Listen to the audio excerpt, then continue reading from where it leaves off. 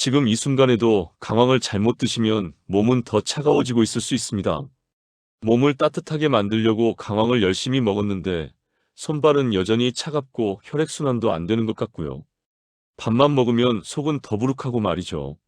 어쩌면 지금 동일하게 강황이 여러분의 몸을 오히려 더 차갑게 만들고 있을 수도 있거든요. TV 건강 프로그램에서 보면 강황이 혈액순환에도 좋고 체온도 올려주고 소화도 잘 되게 해준다고 하잖아요. 맞는 말입니다.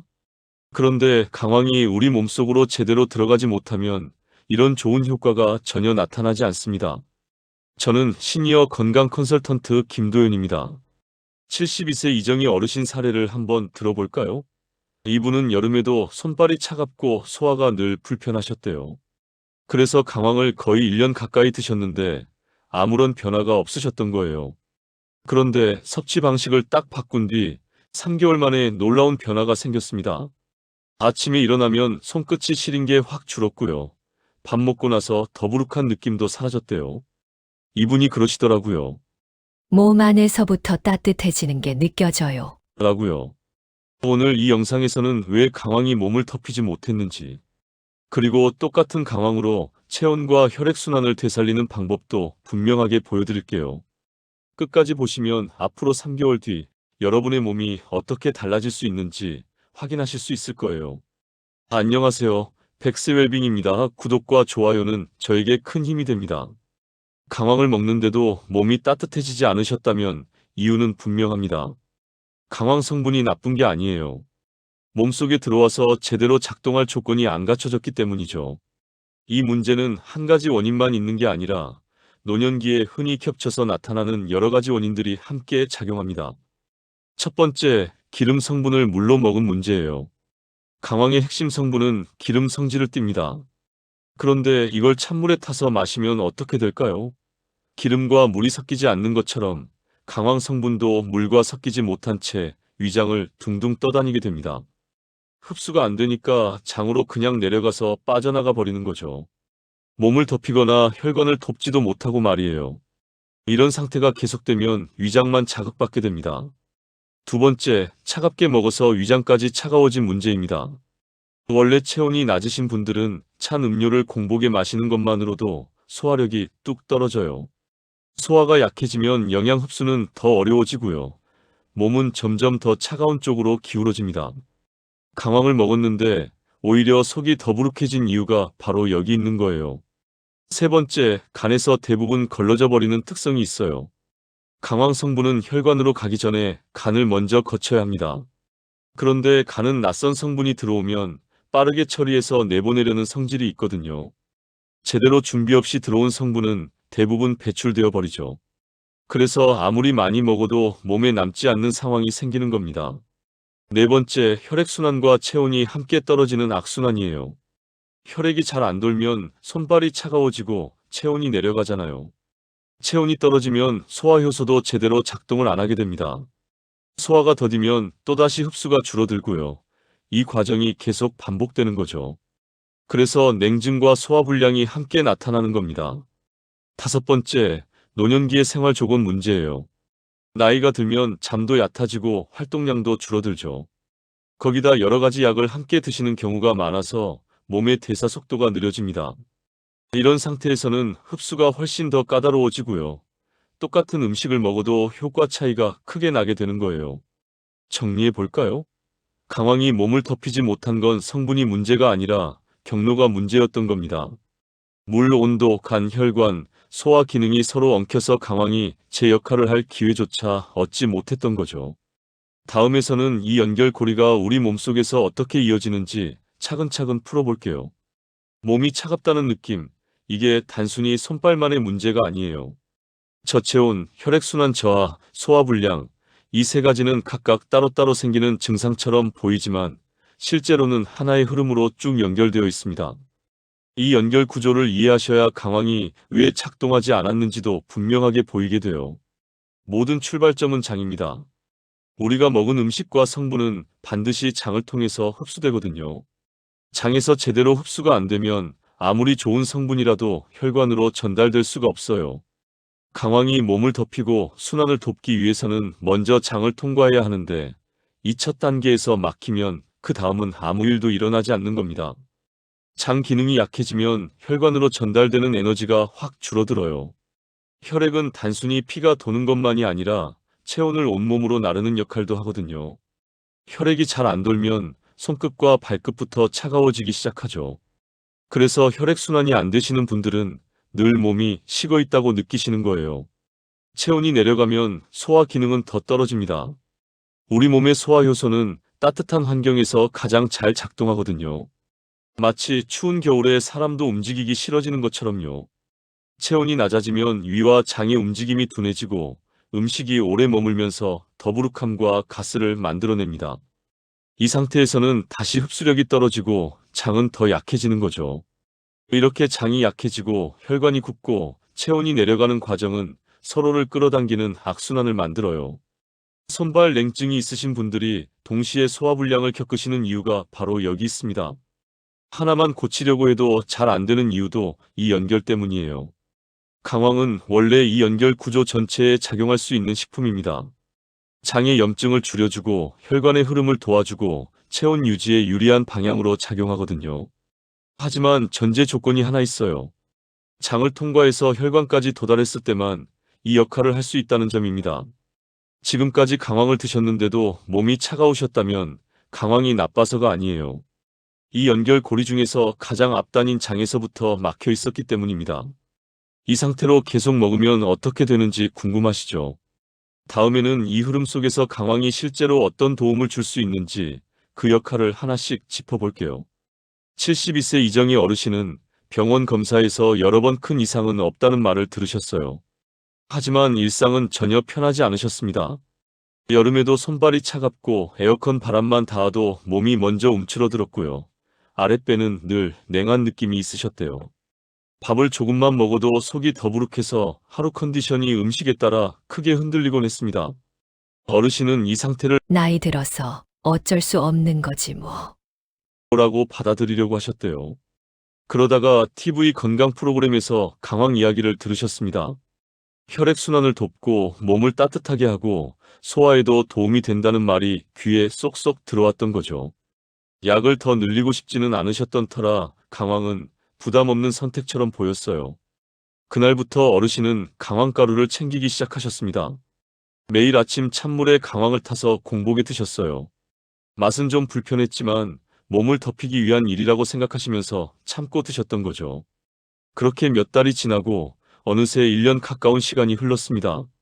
그런데 말이죠. 몸은 기대와 달랐어요. 손발 냉증은 그대로였고 속은 오히려 더 자주 더부룩해졌습니다. 공복에 마신 날에는 속이 쓰린 날도 늘었고요. 어르신이 그러시더라고요. 몸을 덮이려고 먹었는데 왜 더 차가워진 느낌이 드는지 모르겠어요. 라고요. 바로 이 시점에서 섭취 방법을 점검했습니다. 강황의 양을 늘린 것도 아니고 다른 제품으로 바꾼 것도 아니었어요. 단지 섭취 방식을 바꿨습니다. 찬물 섭취를 중단하고 따뜻한 상태로 드시게 했고 기름과 함께 드시도록 했으며 위장에 부담이 적은 시간대로 조정했습니다. 변화는 서서히 나타났어요. 먼저 아침에 일어났을 때 손끝의 냉기가 덜 느껴지기 시작했습니다. 식사 후 더부룩함이 줄어들었고 배에 가스가 차는 느낌도 완화되었어요. 3개월이 지났을 때 어르신은 이렇게 표현하셨습니다. 몸이 겉에서 데워지는 게 아니라 안에서부터 풀리는 느낌이에요. 이정희 어르신의 경우 몸이 갑자기 달라진 게 아니었어요. 몸이 받아들일 수 있는 길을 열어준 결과였던 겁니다. 이 사례는 저체온과 소화불량, 혈액순환 문제를 함께 겪고 계신 분들에게 중요한 힌트를 줘요. 문제가 체질 그 자체가 아니라 몸에 들어오는 방식에 있었을 가능성이 큰 거죠. 강황이 효과가 없었다고 느끼셨다면 많은 분들이 이렇게 생각하세요. 나한테는 안 맞는 식품인가 보다. 하지만 실제로 상담을 해보면 강황 자체가 문제가 된 경우는 거의 없어요. 문제는 강황이 몸에서 일할 기회를 얻었는지 여부입니다. 강황의 첫 번째 역할은 혈액순환을 돕는 방향으로 작용하는 겁니다. 혈관 안에서 염증 반응이 줄어들면 혈액의 흐름이 조금씩 부드러워져요. 혈액은 단순히 피가 도는 게 아니라 체온과 산소, 영양을 함께 운반하거든요. 그래서 혈액 흐름이 좋아지면 손발 끝의 냉기가 가장 먼저 완화되는 경우가 많습니다. 두 번째는 체온 유지에 유리한 환경을 만드는 작용이에요. 강황은 몸을 억지로 뜨겁게 만드는 식품이 아닙니다. 대신 몸 안에서 열이 유지될 수 있는 조건을 도와주죠. 혈액이 잘 돌고 장 기능이 안정되면 체온은 자연스럽게 유지돼요. 그래서 강황의 체온 효과는 따뜻해진다기보다 식지 않게 한다에 가깝습니다. 세 번째는 장 기능과 소화 부담 완화예요. 장은 흡수의 관문이잖아요. 강황 성분이 장 점막에서 과도한 자극 없이 흡수되면 장의 긴장이 풀리고 음식물이 머무는 시간이 안정됩니다. 이 과정에서 더부룩함과 가스가 줄어드는 변화를 경험하시는 분들이 있어요. 다만 이 효과는 공복에 찬 상태로 드실 때는 오히려 반대로 나타날 수 있습니다. 네 번째는 몸속 염증 반응의 조절이에요. 나이가 들면 나타나는 잔잔한 염증 반응이 혈관과 장, 관절 곳곳에 영향을 주거든요. 강황은 이런 반응이 과도하게 이어지지 않도록 균형을 잡는 쪽으로 작용합니다. 이때 중요한 점은 흡수되지 않은 성분은 염증에도 관여하지 못한다는 사실이에요. 다섯 번째는 전반적인 몸의 흐름을 부드럽게 만드는 보조 역할입니다. 강황은 단독으로 모든 문제를 해결하는 식품이 아니에요. 하지만 장에서 혈관으로, 혈관에서 말초로 이어지는 흐름 속에 들어왔을 때 몸이 회복 방향으로 움직이도록 돕는 역할을 하는 겁니다. 정리하면 강황의 효능은 목록에 있는 기능이 아니라 경로 위에서만 작동하는 성질이에요. 몸 안으로 들어와서 장을 지나 혈관까지 도달했을 때 비로소 강황은 자신의 역할을 시작하는 겁니다. 다음에서는 이 역할이 실제로 작동하도록 만드는 섭취 조합과 실천법을 구체적으로 살펴볼게요. 강황의 효능은 이미 충분히 알려져 있어요. 문제는 그 효능이 어떻게 해야 작동하느냐입니다. 이 답은 의외로 멀리 있지 않아요. 전 세계에서 강황을 가장 오래, 가장 꾸준히 섭취해온 나라가 바로 인도이기 때문입니다. 인도 사람들은 강황을 약처럼 물에 타서 마시지 않아요. 그들은 강황을 항상 음식의 일부로 사용합니다. 기름과 함께 열을 가해서 따뜻한 상태로 섭취하는 거죠. 이 방식은 단순한 문화가 아니라 몸의 반응을 통해 오랜 시간 검증된 방법이에요. 같은 강황이라도 이렇게 섭취하면 장에서 멈추지 않고 혈관까지 전달될 가능성이 훨씬 높아집니다. 이 원리를 그대로 옮기면 실천법은 복잡하지 않아요. 첫째, 찬물에 타서 마시는 방식은 중단해야 합니다. 강황은 차가운 환경에서 위장을 먼저 자극하고 흡수되기 전에 빠져나가기 쉽거든요. 특히 저체온이나 소화불량이 있으신 분들에게는 불리한 방식이에요. 둘째, 따뜻한 매개체를 사용하세요. 우유, 두유, 혹은 미지근하게 데운 음료가 적당합니다. 너무 뜨거울 필요는 없고요. 위장이 편안하게 받아들일 수 있는 온도가 중요해요. 이 온도 차이만으로도 장의 반응은 크게 달라집니다. 셋째, 기름을 함께 사용하세요. 강황의 핵심 성분은 기름과 함께 있을 때 장을 통과하기 쉬워져요. 많은 양이 필요하지 않습니다. 한두 방울만으로도 강황이 몸 안으로 이동할 통로가 열려요. 인도 요리에서 강황이 항상 기름에 볶이거나 조리되는 이유도 여기에 있는 겁니다. 넷째, 섭취 시간을 조정하세요. 공복이 찬 상태로 섭취하는 방식은 피하는 게 좋아요. 위장이 예민하신 분들은 식사 직후나 따뜻한 음식과 함께 섭취하는 편이 부담이 적습니다. 강황을 약처럼 떼어내서 먹기보다 음식의 일부로 받아들이는 게 핵심이에요. 다섯째, 양을 늘리지 마세요. 많은 분들이 효과가 없으면 양부터 늘리려고 하시거든요. 하지만 강황은 양이 아니라 도달 여부가 중요합니다. 소량이라도 몸이 받아들일 수 있는 조건을 만들면 이전보다 훨씬 안정적인 반응을 기대할 수 있어요. 이 핵심은 단순해요. 강황을 바꾸는 게 아니라 강황이 들어오는 길을 바꾸는 겁니다. 다음은 이 방법을 얼마나 오래, 어떤 분들이 조절해서 실천해야 하는지 원칙을 정리해 드릴게요. 강황은 한 번 먹고 바로 변화를 기대하는 식품이 아니에요. 그래서 더 중요한 게 어떻게, 얼마나, 어떤 상태에서 지속하느냐입니다. 이 원칙을 지키지 않으면 좋은 방향으로 가던 흐름도 쉽게 흐트러질 수 있어요. 첫째, 양의 원칙입니다. 강황은 많이 먹을수록 좋은 식품이 아니에요. 하루 섭취량은 소량이면 충분합니다. 티스푼 기준으로 하루 한 번에서 두 번 정도가 적당해요. 효과가 느리다고 양을 늘리면 위장 자극이나 속쓰림이 먼저 나타날 수 있거든요. 강황은 누적되는 식품이 아니라 몸이 받아들이는 식품입니다. 둘째, 타이밍의 원칙이에요.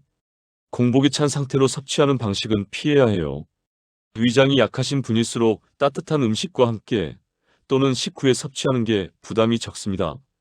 강황을 약처럼 따로 떼어 먹기보다 식사의 흐름 안에 자연스럽게 넣는 게 좋아요. 셋째, 지속기간의 원칙입니다. 최소 2에서 3개월은 같은 방식으로 지켜보셔야 해요. 중간에 방식이 자주 바뀌면 몸의 반응을 확인하기 어렵거든요. 변화는 갑자기 오기보다 서서히 나타나며 특히 체온과 소화 상태는 시간이 필요합니다. 넷째, 체질에 따른 조절이에요. 저체온이 심하신 분, 소화력이 약하신 분은 반드시 따뜻한 상태를 유지해야 합니다. 반대로 속이 쉽게 쓰리신 분들은 강황의 양을 더 줄이고 반응을 살펴봐야 해요. 남의 기준이 아니라 내 몸의 신호를 기준으로 조절해야 하는 겁니다. 다섯째, 무리하지 않는 원칙입니다. 강황은 치료제가 아니라 보조식품이에요. 몸에 부담이 느껴지면 멈추거나 쉬어가는 게 맞습니다. 이 원칙을 지켜야 강황을 오래, 안정적으로 활용할 수 있어요. 이 기준을 지키는 게 다음 단계로 넘어가기 위한 준비예요. 여기까지 오셨다면 이미 방향은 크게 잘 잡으신 거예요. 강황을 무작정 먹는 단계가 아니라 몸이 받아들일 수 있는 조건을 이해하기 시작하셨기 때문이죠. 이제 마지막으로 필요한 건 속도를 늦추거나 방향을 조금 조정해야 하는 순간을 아는 일입니다. 먼저 위장 반응을 살펴보셔야 해요. 섭취 방식을 바꾼 뒤에도 속쓰림이나 메스꺼움이 반복된다면 강황이 나쁘다기보다 지금 내 위장이 아직 예민한 상태일 수 있어요. 이럴 때는 양을 더 늘리기보다 잠시 쉬거나 횟수를 줄이는 쪽이 몸에 도움이 됩니다. 몸을 덮이려다 위장을 괴롭힐 필요는 없잖아요. 다음으로 담낭이나 신장과 관련된 부분이에요. 과거에 담석이나 담도 문제를 겪은 적이 있거나 신장 결석으로 고생하신 분들은 강황 섭취에 조금 더 신중하셔야 합니다. 이런 경우에는 혼자 판단하지 마시고 담당 의료진과 상의해서 방향을 정하는 게 가장 안전해요. 대부분의 분들에게는 문제가 되지 않지만 미리 점검하면 불필요한 걱정을 줄일 수 있거든요. 여기서 중요한 방향 전환은 기대치예요. 강황을 먹는 목적이 뭔지 다시 한번 떠올려 보세요. 몸을 따뜻하게 하고 흐름을 돕는 게 목표라면 강황 하나에 모든 걸 맡길 필요는 없습니다. 수면의 질, 식사의 온도, 가벼운 움직임 같은 기본 조건이 함께 맞춰질 때 강황은 제 역할을 하거든요. 이때 강황은 앞에 나서는 주인공이 아니라 뒤에서 돕는 조력자예요. 효과가 느리다고 조급해하실 필요도 없어요. 몸의 변화는 서서히 나타나는 경우가 많고 특히 체온과 소화 상태는 시간을 두고 안정되는 편이거든요. 더 빨리 바꾸겠다고 양을 늘리는 선택보다는 지금의 흐름을 유지하면서 몸의 반응을 살피는 쪽이 결과적으로 더 빠른 길입니다. 핵심은 이거예요. 멈추라는 뜻이 아니라 잘 가고 있다면 그 길을 안전하게 이어가자는 제안입니다. 이제 이렇게 방향을 잡고 실천한 분들이 어떤 변화를 경험했는지 간단히 정리하고 오늘 이야기의 핵심을 한 번에 묶어드릴게요. 지금까지의 이야기를 정리해 볼게요. 강황이 효과가 없었던 이유는 성분이 부족해서도 체질이 나빠서도 아니었어요. 강황이 몸 안으로 들어와서 제 역할을 할 길이 막혀 있었기 때문이었던 겁니다. 그 길을 바로 잡으니까 같은 강황으로도 몸의 반응은 분명히 달라졌습니다. 72세 이정의 어르신의 최근 변화가 그 증거예요.